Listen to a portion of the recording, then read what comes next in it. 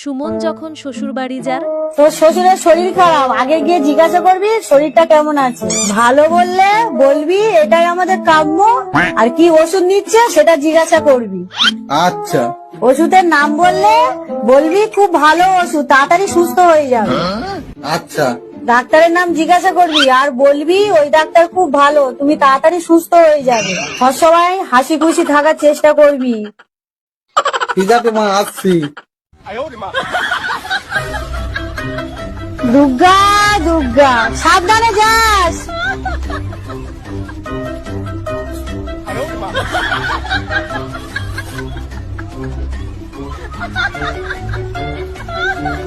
শ্বশুর মশাই ভালো আছেন? আর বাঁচার ইচ্ছা নেই বাবা, মরলেই বাঁচি। এটাই তো আমাদের কাম্য। তা কি ওষুধ নিচ্ছেন? ঘোড়ার ডিম। বাহ, খুব ভালো ওষুধ, রোজ খাবেন, তাড়াতাড়ি সুস্থ হয়ে যাবেন। তা কোন ডাক্তার দেখাচ্ছেন? জমকে দেখাচ্ছি, জমকে। খুব ভালো ডাক্তার, নাম করা ডাক্তার। আপনার মনের আশা অবশ্যই পূরণ হবে।